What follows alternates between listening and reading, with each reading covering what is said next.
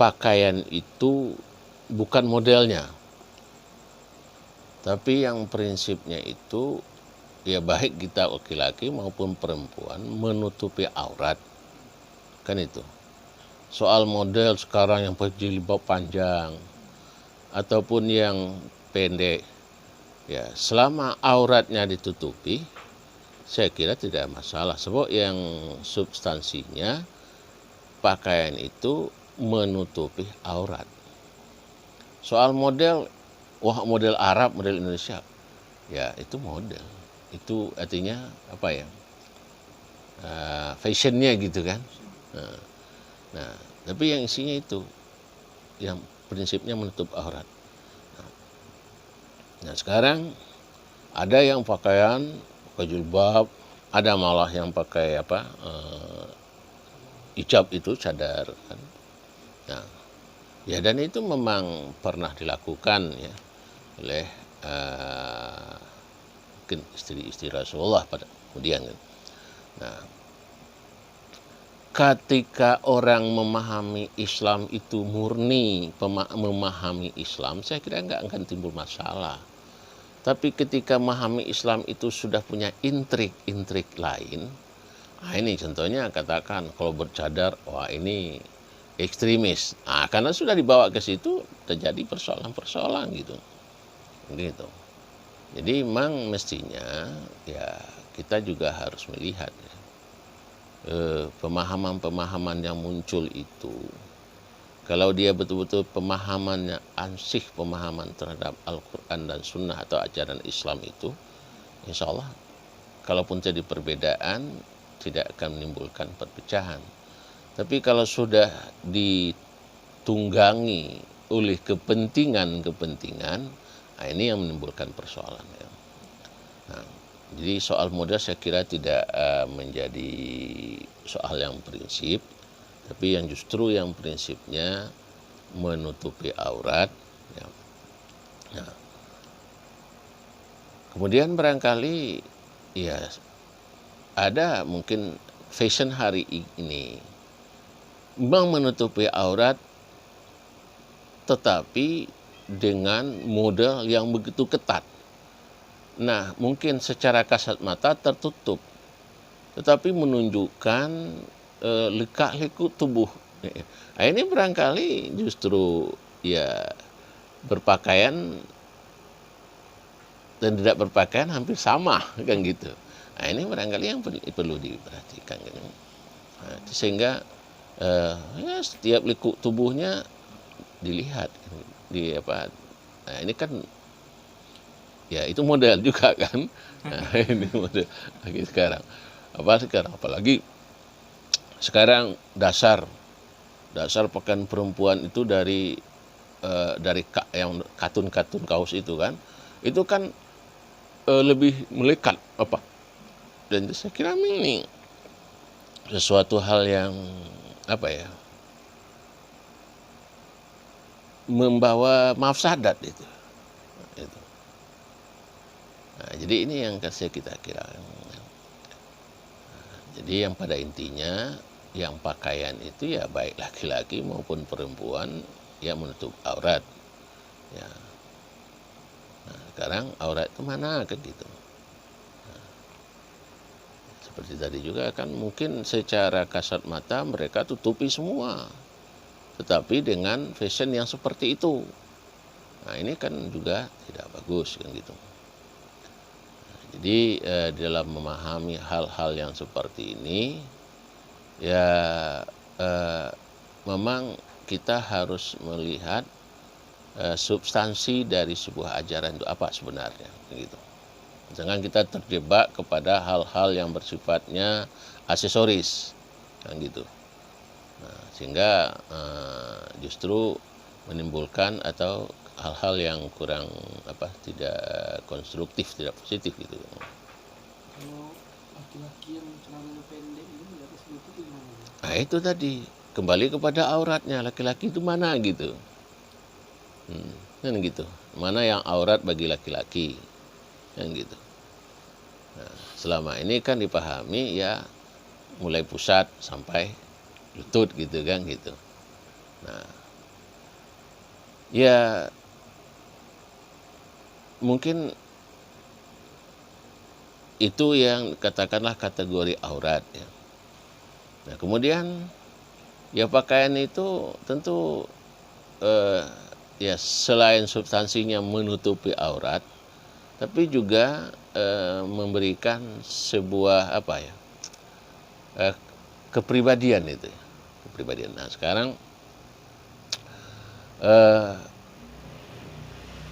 Rasulullah sebagai suri tauladan kita, ya kita tidak temukan beliau gitu kan, berpakaian beliau lengkap gitu kan. Nah kalau dikembalikan kepada tadi bagaimana nyamannya, ini sudah lain cerita gitu kan. Iya, yang penting pakai kehormatan. Jadi itu. Tapi pernah juga dulu saya di sekolah tuh ya, katanya ya kalian mau berjilbab atau enggak, yang penting kelakuan kalian baik. Iya, seperti jilbab itu masuk kelakuan apa tidak? Itu kan kayak gitu lah. Memang ada juga yang mengatakan begini, jilbab itu tidak jamin keimanan kalian. Memang tidak. Mentang-mentang dia sudah berjilbab panjang, sudah baik, belum tentu. Tetapi yang jelas ketika mereka sudah berjilbab, dia sudah melakukan salah satu bentuk perintah menutupi auratnya. Nah, yang gitu. Nah tentu makanya semuanya harus terkoneksi antara satu dengan yang lain kan gitu. Maka mengatakan, jilbab itu tidak menjamin iman. Menjamin ya tidak kan gitu. Artinya kan tidak bisa dikatakan kalau dia sudah berjilbab dia sudah menjadi orang taat, belum tentu. Tapi dengan nyambil jilbab itu salah satu bentuk dari aplikasi ketaatan dia kan gitu. Nah, tapi apakah setiap orang berjilbab itu sudah baik? Belum tentu. Kan begitu. Kan gitu. Nah, bisa jadi kan mereka ya apalagi tadi kan mereka menggunakan jilbab untuk kepentingan tertentu. Nah, seperti kasus hari ini banyak para hijaber kayak gitu kan, hijrah, sudah hijrah, sudah berhijab, tapi orang terkesima lihat dia, tahu-tahu dia lepas lagi, kan gitu, malah lebih apalagi dari sebelumnya kan. Nah, ini kan begitu. Nah, jadi ya hijab itu berjilbab itu sebuah tuntutan, dan memang ya tidak semua orang yang sudah berjilbab itu bisa dikatakan memang sudah baik, ya enggak juga kan. Tapi itu adalah bentuk daripada salah satu bentuknya. Makanya di situ kita ya kalau kita kembalikan ya beriman itu ya tidak cukup hanya sebuah pengakuan, ya kan gitu. Tapi iman itu harus diijawantahkan dalam bentuk tindakan, dalam bentuk perbuatan, kan gitu. Nah, kalau saya lebih melihat, mungkin pernah kuliah saya sampaikan, surat Ibrahim itu ya, alam tara kaifa daraballahu kalimatan taibatan kasajaratin taibatin asluha thabitun wa faruha fis sama tu'ti ukulaha kullahinin biizni rabbi. Ini Tuhan memberikan secara metafora di situ kan. Nah, apakah kalian tidak mengetahui, tidak mempelajari, tidak memahami, kan gitu.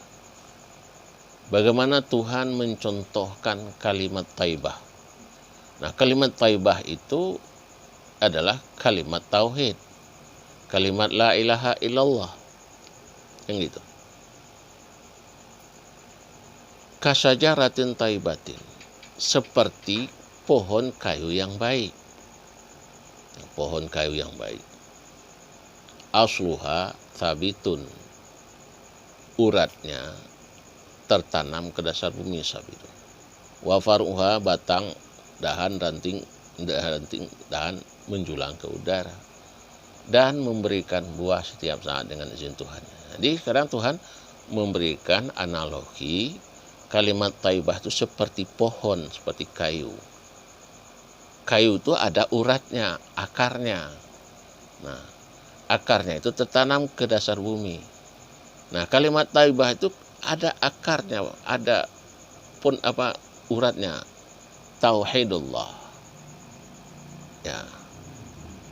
Kalau pohon tertanamnya adalah ke bumi, kalau tauhid tertanamnya kepada sadr, dadanya manusia.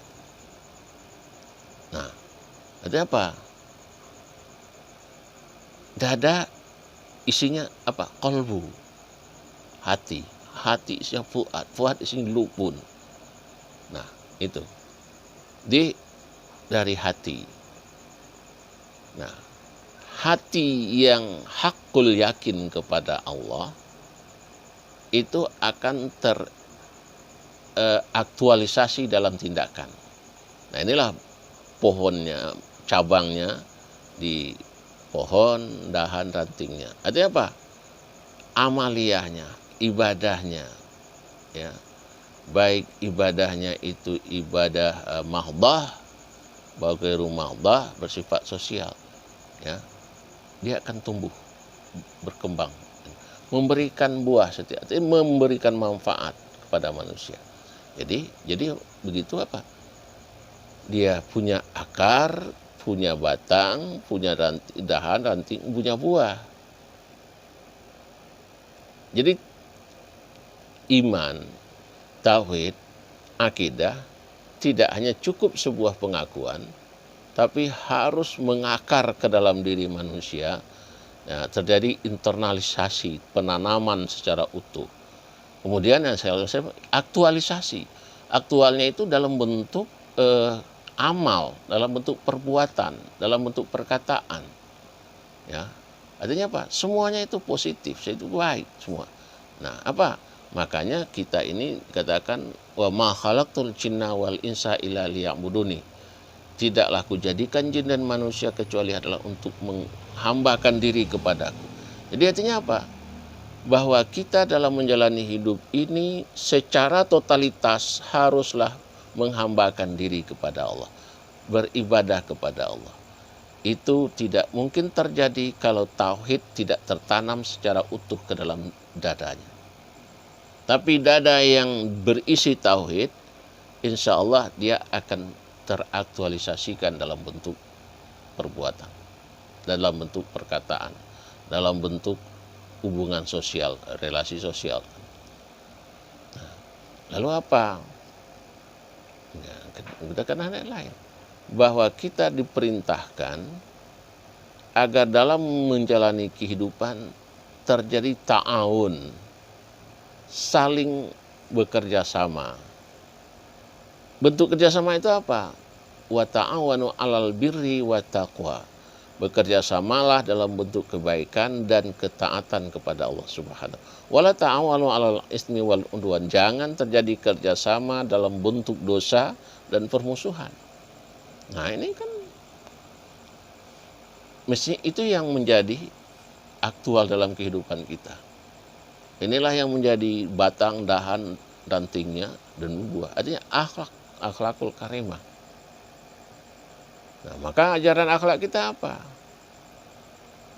Ya, itu al-mu'min kal jasadil wahid. Mukmin itu bagaikan jasad yang satu. Nah, kaki yang kejedot, mata yang berair. Artinya apa? Antara satu mukmin dengan mukmin yang lain itu harus bisa. Sakit bagi mukmin ini, sakit juga dia. Jangan dia nikmat, orang menderita. Nggak bisa. Yang gitu. Nah, ini barangkali yang perlu kita lihat ini. Sehingga Islam sebagai sebuah agama yang memang rahmatan lil alamin itu akan terasa kan. Ya. Jadi saya kira begitu.